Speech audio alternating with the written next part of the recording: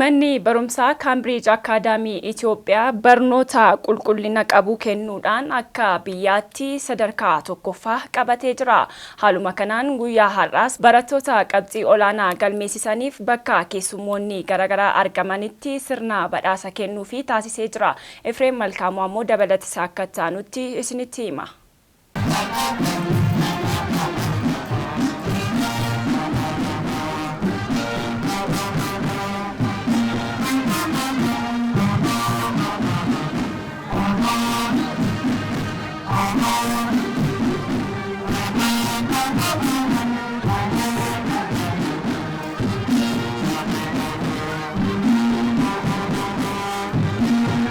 Biyya keenya keessatti manneen barnootaa sadarkaa idil addunyaatti barnoota laatan keessaa Cambridge Academy Itoophiyaan isa tokko yoo ta'u, yeroo ammaa kana barattoota biyyoota garaagaraa 45 keessaa dhufan kaariikulamii barnootaa British hordofuudhaan barsiisuu irratti argama.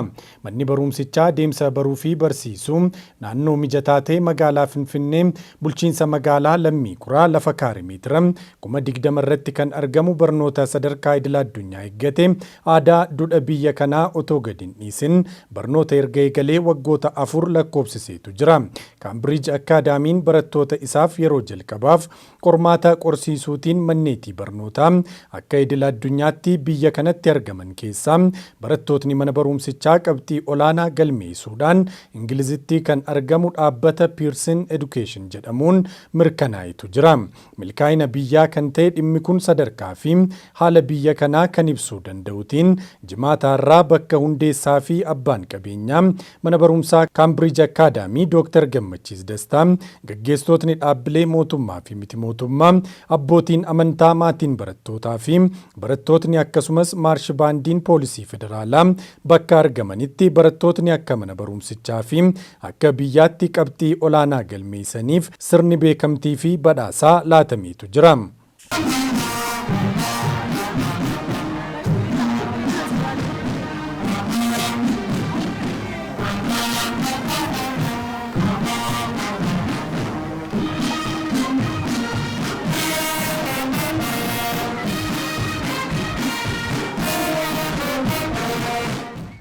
Dr. Gammachiis Dastaa abbaa qabeenyaaf hundeessaa mana barumsaa Cambridge Academy kan ta'an guyyaa kana irratti gammachuu isaanitti dhagahame ibsuudhaan milkaa'ina kana fakkaatuu fi guyyaa akkasii arguun dhamaatii fi hojii xiyyeeffannoo argateetiin booda akka ta'e kaasanii waa'ee badhaafamtoota guyyaa har'aas dubbatanii jiru. Kuni kan dhalootaati kan biyyaati. Manni barumsaa kun erga dhaabbatee amma waggaa arfaffaa isaati. Si'a jalqabaatiif egaa qorannoodhaa fi dhiyeessa mana barumsaa 700 biyya 82 guutummaa addunyaarraa dorgomanii ijoolleen keenya kan irratti gaa tokkoffaa ba'anii physics, mathematics, biologyidhaa fi artiidhaan A-star fidanii kun injifannoo guddaa, gammachuu guddaa, bu'aa guddaa akka dhuunfaatti akka mana barumsaa duwwaatu hin ta'in akka biyyaatti kan itti argannedha. Kanaaf bara dhaloonni mana barumsaatti fatanaa kufee qormaata darbuu dadhabe jedhame irratti ijoolleen keenya garuu dorgomanii addunyaa irratti tokkoffaa ba'anii kun kana jechuun ijoolleen carraa argannaan barnoota argannaan mo'achuu hin danda'u jechuudha. Muuxannoon keenya maalidha? Ijoolleedhaa fi maalinni kan nuyi xiyyeeffannaa kenninu individualized approach isa jedhamu. Individualized jechuun dhuunfaatti tokkoon isaanii maal jaallatu, maal danda'u, maal hin danda'an isa jedhu irratti xiyyeeffannee hojjenna. Kanaaf akka kanatti milkoomuu danda'ani. Tokkoon isaanii irratti. Kana irratti immoo risoorsii kenninaa fi kitaaba laayibrarii 4tu jira qe'ee kana keessa. Laayibrarii 4tu jira, kitaaba kenninaa fi qophee kenninaa fi akka kanatti isaan barsiifna. Sochiin barnootaa adeemsa jijjiiramaa fi bu'a qabeessa ta'e yoo ta'e illee xiyyeeffannoo kennuudhaan hojjechuun milkaa'ina hunda caalu kan nama argamsiisu akka ta'e sirna kanarratti dubbachuudhaan sochii waliigalaa mana barnootaa isaanii irrattis akkas jechuun kan dubbatanii. Barnoonni akkuma hojii kamillee galtee baay'ee barbaada. Qonnaani xaa'oo malee, sanyii gaarii malee, qotee bulaa jabaa malee, maashinarii fi teekinooloojii malee akkuma hin galmoofne barnoonnis akkuma kana galtee baay'ee barbaada. kitaaba barbaada, environmentii gaarii barbaada, barsiisaa gaarii barbaada, maatii gaarii hirmaatan barbaada, barattoota jabaatan barbaada.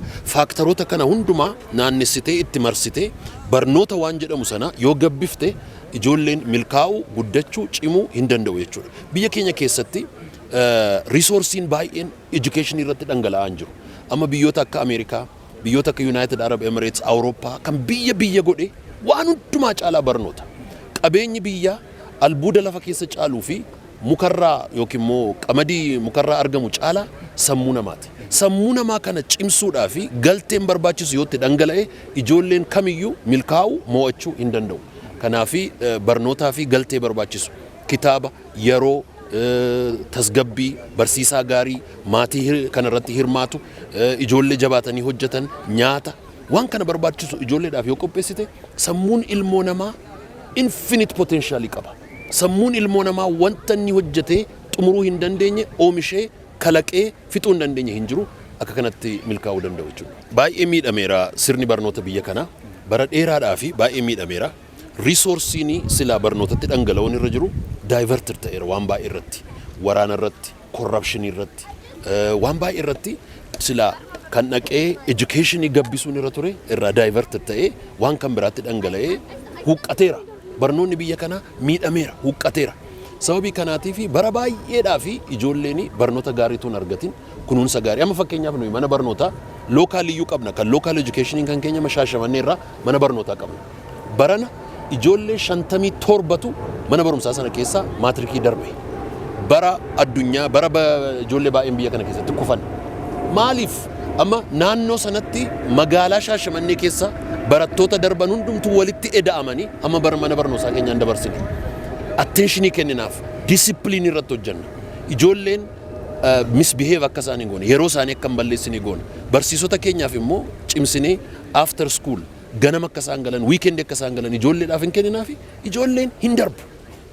Dhaloonni kun immoo yoo baratee darbe malee biyya ta'uu hin danda'u. Akka kanatti yoo hojjenne darbuu dandeenya. Lookaalis internationalis kan keenya milkaa'aa jira. Maaliif irratti hojjenna waan qabnu hundumaa irratti dhangalaafna. Nuuf barnoonni biizinasii miti. Nuuf barnoonni mishiniidha. Kuni nuuf ergama, waamicha, kaayyoodha. Dhaloota oomishuun nuuf kaayyoodha malee biizinasii miti. Kanaaf akka kanatti ilaalleetu hojjetaa. Sirni guyyaa har'aa kun kan qophaa'e barattoota barnoota isaanii irratti cichuudhaan qabxii olaanaa galmeessan bu'uura godhachuun yoo ta'u, nutis barattoota guyyaa kana addatti badhaasa geebaa argatan keessaa barataa Obsanaan Abrahaamii fi Naardoos Mulugeetaa dubbisneetu jirra. Deemsa milkaa'ina isaanii fi sochii mana barumsichaa akkasitti nuuf kaasaniiru. I'm very happy. It is unexpected. I didn't expect to come to this position, but I'm very thankful. For exam, it's most likely to take yourself away from your phone and to be disciplined. Like when you need to study, you go take your time. Also have breaks. It's important to have breaks. Cambridge is a very nice school. The teachers are very dedicated for us to understand the content. They come out of their way, making sure that we know what's going on. Maqaan koo Obsinaan jedhama. Barataa Cambridge kutaa 11ffaa. Waan kaayyoo qabaannaan kaayyoo keenya irratti church foolii taanaan nuti wanti dadhabamu hin jiru. Amma barattoonni baay'een fiiziksiin ulfaata jedhu. Fakkeenya fiiziksiin irratti tirastii fi irratti amannee hojjennaan kaayyootiin hojjennaan fiiziksiin baay'ee qal'aadha. Lammaffaa immoo ijoolleen deebi'ee jiran anarraa fakkeeffatanii even Itoophiyaa keessa kan mootummaa keessa kan dhuunfaa jireenya akka isaan seeraan hojjetanii namaaf.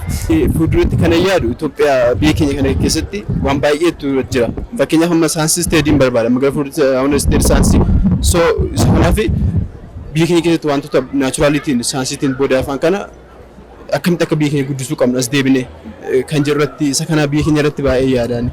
Maatiin barattootaa badhaasa kana argatan tokko tokko nuti dubbisnes yaada nuu laataniin barattootni barnoota qulqullina qabu mana barumsichaa keessatti argachuunii fi xiyyeeffannoon ijoolleen isaanii barnootaaf laatan hordoffiin akka maatiitti isaan taasisan madda milkaa'ina guyyaa har'aa akka ta'e dubbatanii jiru. የናርድ እናት ነኝ። ደስ ብሎኛል። በጣም ደስ ብሎኛል። ለዚህ በመብቃቷ ደስ ብሎኛል። እግዚአብሔርን አመሰግናለሁ የረዳትን Mulugeetaa Bulchaan jedhama. Galata Waaqayyoo baay'ee hojjetti baay'ee nanis galata dhugaan sin jedha baay'ee dhagaame garuu akka isheen itti hojjettu manatti yeroo hundan dhagaa maaliif akkanatti dadhabdaan naan jedhu lakkee daadhi hojjechuun narra jira jedhu. Anis mun gargaara waan ishiin barbaaddu hundaanuu akkuma danda'a ka Waaqayyo naa kennetti nan gargaara galata Waaqayyo kanaan nu geenye.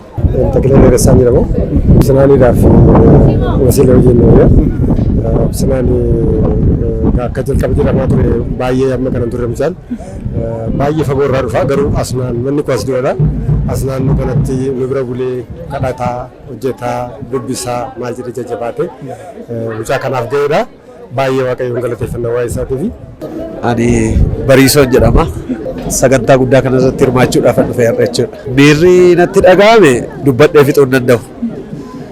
Duraan dursaa Dooktar Gammachiis Dastaa kan Waaqayyo keessa goree mana barumsaa yookiin Cambridge Academy kana banee saaqee Waaqayyoof isaa galatu umurii isaa Dooktar kanaa fi hawaasa isaa wajjin socho'aa jirus umurii isaanii haa dheeressu. Ani waan lammaffaa dhaladhe natti fakkaata. Waan baay'een argee kan miidiyaatti ilaalaa turre kan qabatamaatti ilaalaa turre qabatamaatti immoo keessa galee ilaale dhuguma dhaloota qaruun dhaloota banuun dhaloota dorgomaa gochuun mul'atni kan Waaqayyoos kan namaas walitti hidhatee as keessatti fiixaan baheera jechuun hin danda'ama. Ani Lammiif Abiraam Korjeen jedhama. Obboleessa Obsinaanidha.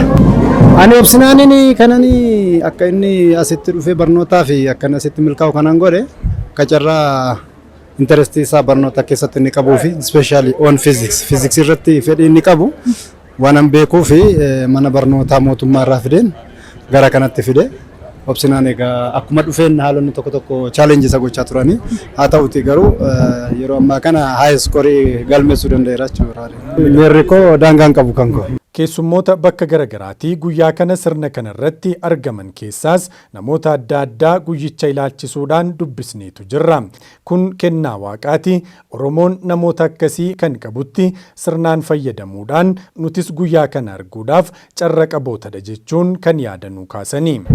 Baay'ee nutti tola dhugaa dubbii fi ilma namaatiif waan barbaachisaa keessaa hangafittiif guddaan beekumsa. Kanaaf ilmaan namaa beekumsa waan fakkaate sooranii sadarkaa kanaan mana barumsaa irra taranii biyyattii yaasisuun baay'ee nutti tola, baay'ee itti gammadee jira. Ani Luba Garramuu Jaalataan jedhama. Biyya lafaa kana irratti namni guyyaa gammachuusaa baay'ee hin lakkaa'u, namni gaddasaa lakkaa'ola. Baran jiraadhee dabarse keessatti gammachuun guyyaarraa gammade baay'ee adda. Sababiin isaa Cambridge Academy urjii biyya keenyaati. Urjii Oromiyaa, urjii Itoophiyaa, urjii Afrikaa, urjii addunyaati. Addumaan immoo akkuma aniifati beeknu bara 2015 akka kaarikuleemii barnootaa biyya Itoophiyaa irratti barataa baay'eetu milkaa'uu dadhabe. Manni barumsaa kun garuu agartee akka biyyattiitti maqaa biyyattii ol kaase. Akkasumas immoo saba keenya keessa urjii akkasii Waaqayyoo kaasuu isaatti gammachuun koo guddaadha. Maqaan koo Lubaa Gaaddisaa Xilaahun jedhama. Kanan irraa hojjedhu Waldaa Macaafa Qulqulluu Oromooti. Guyyaan kun dhugaasaa dubbachuu fi baay'ee guyyaa gammachuu addaati. Egaa Dr. Gammachiis Lubaa nama waan mana Waaqayyoo keessatti guddatan hojii Waaqayyoo hojjetanii amma immoo kanarra darbanii dhalootaaf waan ta'u hojii bu'a qabeessa, hojii namatti tolu, hojii nama boonsu akkuma biyyaatti hojjechaa waan jiraniif yeroo keessumaa amma barumsi kufaa gadi bu'aa ta'e keessatti mana barumsaa kun immoo hojii guddaa hojjechaa waan jiruuf baay'ee guyyaa gammachiisaaf baay'ee guyyaa namatti toludha. Maatiidhaanii barattootaanii waa'ee mana barumsaa kanaa mana barumsaa kuni kunoo akka biyyaattis akka biyyoolessaattis sadarkaa guddaa irra ga'e waan jiruuf warri dandeessan iddoo kanatti dhuftanii akka barsiifattan ijoollee keessan akka dana fidhattanii barumsa irratti immoo akka hojjennu jechuun jaalladhaa. Maqaan koo Abdii Waaqtolaan jedhama. Sirni guyyaa har'aa baay'ee namatti tola ture. Barattoonni akka kanattiin yeroo isaanii qabxii gurguddaa fidanii maqaa mana barumsaa isaanii, maqaa maatii isaanii akkasumas maqaa biyya isaanii dhoofsisan baay'ee namatti tola. Guyyaa har'aa baay'ee gammannee waa'ee mana barumsaa kanaas baay'ee wanta namatti toludha. Yeroo gabaabaa keessatti ka'ee akka kanattiin hojii gurguddaa hojjechuunsaa Dr. Gammachiis Dastaa baay'ee guddaa Waaqayyoo si haa eebbisu jechuu jaallanna. Dr. Gammachiis fakkeenya guddaa nuuf ta'e. Kanaatiif guyyaan har'aa sagantaan ture sagantaa baay'ee gaariif baay'ee namatti tolu ture. Tolli Guutuun jedhamaani. Hundumaa dursa asitti argamu kootiif baay'ee guddaan Waaqayyoon galateeffadha. Har'asitti waan gammachiisaa waan namatti tolu waan egeree biyyaatiif ta'u manni barumsaa Cambridge Academy namoota ciccimoo fi badhaasa guddaa kenneera. Namoota boru biyya keenyaa fi abdii guddaa kennamu jedhamee yaadamu. Kanaaf baay'ee gammachuudhumatu jira gibbii kana keessa jechuudha.